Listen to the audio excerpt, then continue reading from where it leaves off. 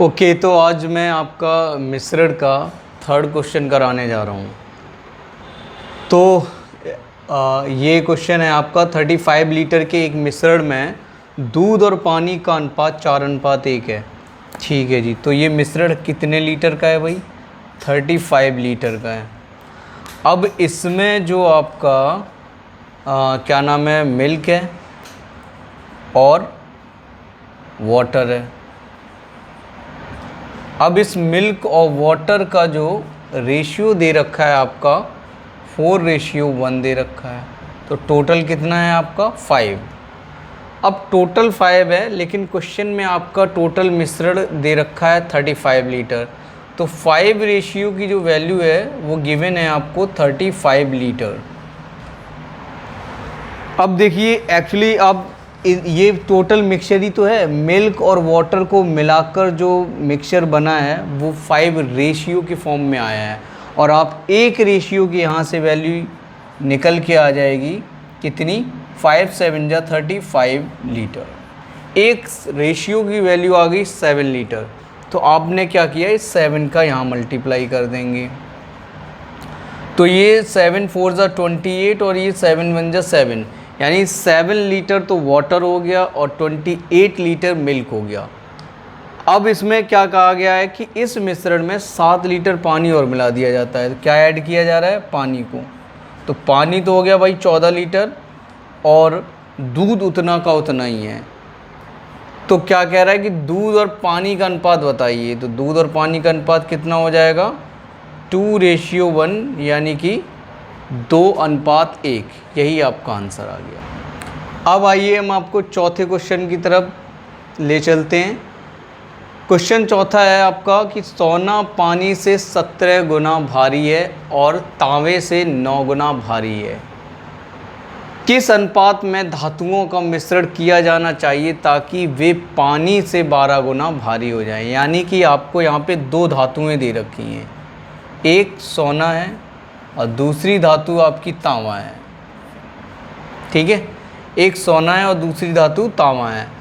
तो सोने का कह रहा है 17 गुना, ठीक है, पानी से भारी है, और तांबा से कितना है? 9 गुना। अब वो कह रहा है कि किस अनुपात में धातुओं का मिश्रण किया जाए ताकि वे पानी से कितना गुना? 12 गुना भारी हो जाए। यानी ये आपका जो पानी से 12 गुना भारी की बात कर रहा है, तो सोने और तांबे का अनुपात यानी कि इसमें पूछ दिया गया है। चलिए जी, तो एलिगेशन हमने लगा दिया। तो एलिगेशन की क्या कंडीशन मैंने बताई थी कि ये वो नंबर होता है जो एक से कम और दूसरे से ज़्यादा होता है। तो 17 में से जब 12 को घटाएंगे तो 5 और 9 में से 12 को घटाएंगे तो 3। तो आंसर आ जाएगा आपका 3:5। आइए, ये आपका पांचवा क्वेश्चन है। दो बर्तनों ए और बी में चीनी और पानी के मिश्रण का अनुपात 4:5 तथा 3:2 है। दो आपके वेजल्स हैं जिसमें ए और बी शुगर और वाटर का जो मिक्सचर है उसका रेशियो 4:5 एंड 3:2 है। कह रहा है कि half sugar and half water का हमें नया मिक्सचर अगर बनाना है तो इन दोनों मिक्सचरों को किस रेशियो में मिक्सअप किया जाए। यानी कि आधी चीनी और आधा पानी का नया मिश्रण प्राप्त करने के लिए इन दोनों मिश्रणों को किस अनुपात में मिलाया जा सकता है। ठीक है जी, तो आपका चीनी और पानी ये दो पदार्थ हैं मिश्रण को बनाने के लिए। चीनी और पानी का मिश्रण बनाया गया। एक पात्र का नाम ए दे दिया और एक का नाम बी, यानी कि दो बर्तन हैं, एक ए और एक बी। एक में चीनी और पानी का अनुपात 4:5 है और दूसरे बर्तन में पानी का अनुपात 3:2 है। ठीक है जी, तो ये टोटल कितना हो गया आपका मिक्सचर? 9, और ये कितना हो गया टोटल? 5। अब वो ये कह रहा है कि आधी चीनी और आधा पानी का नया मिश्रण अगर हमें बनाना है तो इनको किस अनुपात में मिलाया जाए इन मिक्सचर को। तो अगर आधा पानी और आधा, हमें अगर नया मिश्रण प्राप्त करना है, ठीक है, यानी कि हमने ये C ले लिया, तो ये बन जाएगा कितना 2। अब इनको हम क्या करेंगे भाई, सीधी सी बात ये है, अब ये हमें क्या करना है, सबको एक करना है।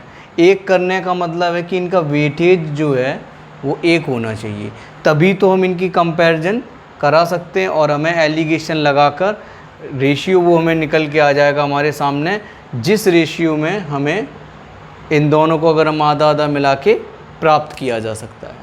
ठीक है, तो हम क्या करेंगे, यहाँ पे कितने का मल्टीप्लाई 5 × 2 का, और यहाँ पर कितने का 9 × 2 का, और यहाँ पर कितने का 9 × 5 का। अब आप ये देख रहे हो कि ये भी 90 लीटर हो गया, ये भी 90 लीटर हो गया और ये भी 90 लीटर हो गया, यानी कि इन तीनों मिक्सरों को हमने वेटेज बराबर कर दिया है। आइए देखिए एक चीज़ और समझते हैं इसमें हम, कि यहाँ पर 9 था तो हमने 5 × 2 का मल्टीप्लाई इसलिए किया क्योंकि ये वाला जो 5 2 है ना, अगर यहाँ मल्टीप्लाई कर देंगे तो अब ये कितनी बन जाएगा 90। ठीक, यहाँ पे 5 है तो इन ये वाला 9 और ये वाला 2 का हमने यहाँ मल्टीप्लाई कर दिया है तो ये भी 90 बन गया। अब यहाँ 2 है तो इसका और इसका मल्टीप्लाई हमने यहाँ कर दिया तो ये भी 90 बन गया। अब हम ये देख पा रहे हैं कि सभी का जो है टोटल कितना आ रहा है 90 90 और 90।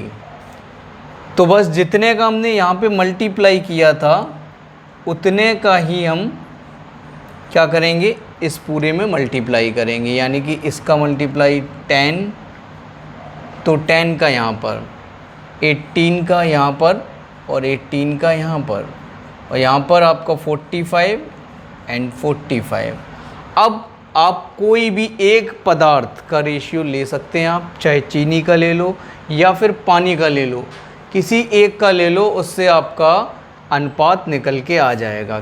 क्या लगा के, एलिगेशन लगा के। जैसे हमने चीनी का अनुपात ले लिया तीनों पात्रों में, क्योंकि ये मिक्सअप किया गया है थर्ड वाले में, तो तीनों पात्रों में ले लिया, तो ये 40 हो गया, 4 10 जा 40, 18 3 जा 54 हो गया, और 45 बन जा 45 हो गया। हमने क्या लगा दिया यहाँ पर, एलिगेशन लगा दिया। जैसे ही एलिगेशन लगाया आपने तो ये 5 हो जाएगा और ये आपका 9 हो जाएगा, यानी कि ये वो रेशियो निकल के आ जाता है जब आप आधी चीनी और आधा पानी मिश्रण बनाएंगे, तो उस आधी चीनी और आधी पानी के मिश्रण को प्राप्त करने के लिए आपको क्या करना पड़ेगा, जो तीसरा रेशियो निकल के आया यानी कि ये वाला, इस अनुपात में मिलाना पड़ेगा, तब जो आपका ये वाला है ये आधा चीनी और आधा पानी आपका मिश्रण बन के तैयार हो जाएगा। तो आधा चीनी और आधा पानी बनाने के लिए आपको इस अनुपात में मिक्सचर करना पड़ेगा, तब जाके आपका आधा चीनी और आधा पानी का मिश्रण आपको प्राप्त हो जाएगा। अब देखिए क्वेश्चन नंबर ये 6 है आपका, पानी और शरबत के 2 मिश्रण हैं। ठीक है जी, तो ये पानी और ये शरबत, ये आपका पहले मिश्रण में, यानी कि हमने इसको नाम दे दिया ए, पहले मिश्रण को, पानी और शरबत का अनुपात 5:1 है, तो टोटल कितना हो गया भाई 6 हो गया। फिर कह रहा दूसरे का नाम हमने बी दे दिया, इसमें कितने का अनुपात है 3:1, यानी कि 4 हो गया, ये आपका 4 हो गया। अब कह रहा है कि इन्हें 3:2 के अनुपात में मिश्रित किया जाता है, अंतिम मिश्रण में पानी और शरबत का अनुपात बताना है, कितना निकल के आएगा। ठीक है जी, तो क्या करेंगे हम, पहले तो हम इसको बराबर करेंगे। तो बराबर करने के लिए या तो अब देखो 6 और 4 का आपका एलसीएम जो है वो कितना आएगा, 12 आएगा ना, तो 6 दूनी 12 और 4 तिया 12। ठीक है, तो यहाँ पर भी हम कितने का मल्टीप्लाई करेंगे, 2 का, और यहाँ पर भी 2 का, और यहाँ पर 3 का, और यहाँ पर भी 3 का। अब ये हमने क्या किया, मिक्सचर को बराबर कर लिया इन दोनों को। तो ये आपका मैं अलग से फिर लिख देता हूँ, या फिर चलो इसी में करके बता देता हूँ कितने अनुपात कितने में बनाना है हमें। ये रहा आपका 3:2 में बनाना है। तो यहाँ पर 3 का और मल्टीप्लाई कर दो, यहाँ पर 2 का मल्टीप्लाई कर दो। तो जब हम यहाँ पर 3 का और यहाँ पर कितने का, यहाँ पर करेंगे हम 3 का, यहाँ पर 2 का और यहाँ पर भी 2 का। अब हम यहाँ अलग से मैं आपको करके बता देता हूँ, पानी और ये रहा शरबत, ठीक है, ए और ये बी। अब आपका ये बन गया 5 2 जा 10, 10 3 जा 30 और 3 2 जा 6 और ये आपका 3 3 जा 9 2 जा 18 और ये आपका 3 2 जा 6। तो ये हो गया आपका 36 और ये हो गया 24, ठीक है। अब देखिए ये आपका निकल के आ गया इतना वेटेज 36 और 24। अब इनको जोड़ दो। वो क्या कह रहा था कि 3:2 में मिश्रित किया जाता है, तो हमने भैया 3 का इधर किया तो 2 का इधर किया, तो 3:2 में मिश्रित कर दिया। तो कह रहा अंतिम मिश्रण में, अब ये जो निकल के आएगा ये अंतिम मिश्रण निकल के आने वाला है आपका। तो ये आपका 48 हो गया और ये आपका 12 हो गया। अंतिम मिश्रण में पानी और शरबत का अनुपात बताना था। तो 12 बन जा 12 और 12 4 जा 48। तो अंतिम मिश्रण में पानी और शरबत का अनुपात जो बना है वो 4:1 बना है, ठीक है। तो दोस्तों हमारा 4:1 आंसर निकल के आ जाता है और इसकी कोई ज़रूरत नहीं है 36-24 जो वेटेज निकल के आया है, क्योंकि हमने यहाँ पे इक्वल किया। फिर उसे 3:2 बनाने के लिए हमें 3 का और नीचे वाले मिश्रण में 2 का मल्टीप्लाई करना पड़ा, क्योंकि ये 2 मिश्रण थे हमारे ए और बी। तो एक मिश्रण में 36 लीटर टोटल बैठा, दूसरे में 24। तो हमें इससे तो कोई लेना ही देना नहीं है ना, क्योंकि उसने पूछा क्या था, पानी और शरबत का अनुपात पूछा था, ना कि उसका वेटेज। तो पानी और शरबत का हमने अनुपात आपको बता दिया है जो अंतिम मिश्रण में निकल के आया है। आइए अगला क्वेश्चन देखते हैं। क्वेश्चन नंबर 7, दूध पानी के एक मिश्रण का 2/3 भाग दूध है और मिश्रण की कुल मात्रा 21 लीटर है, ठीक है जी।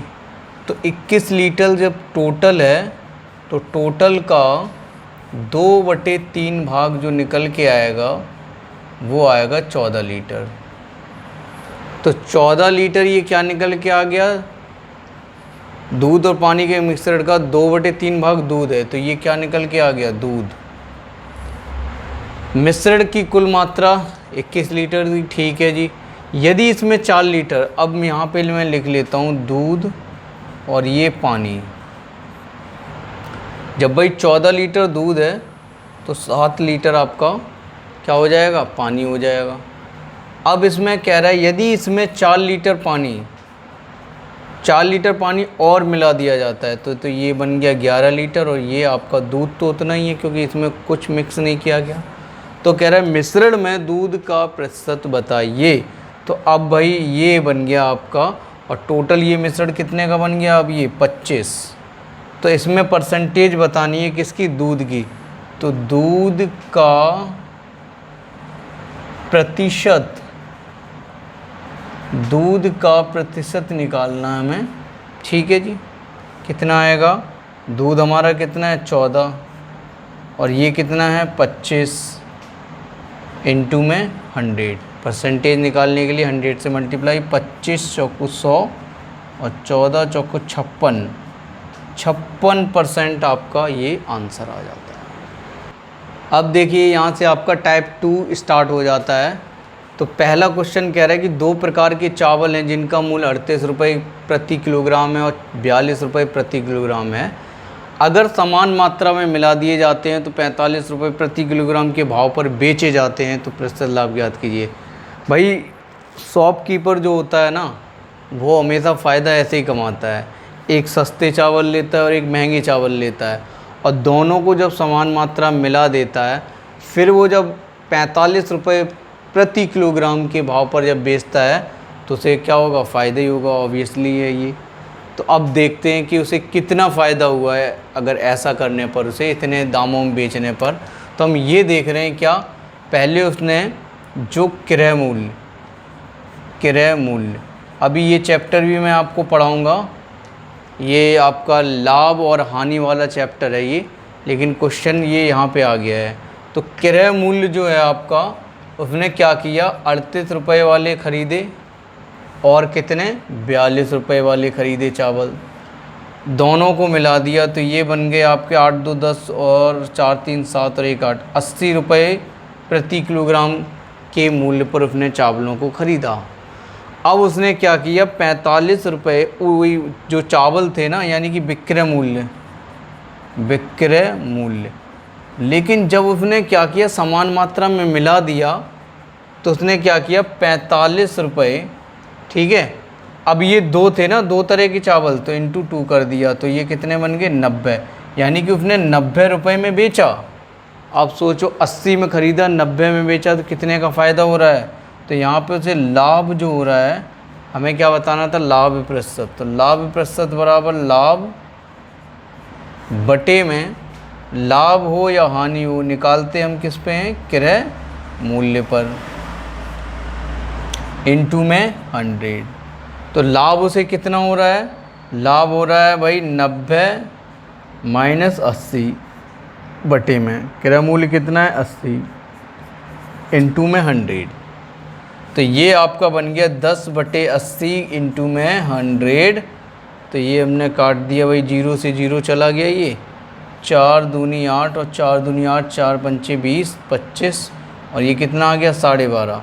तो मैं यहाँ लिख दे रहा हूँ लाभ परसेंट हो गया उसको कितना, 12.5%। इतना परसेंट उसने लाभ कमा लिया।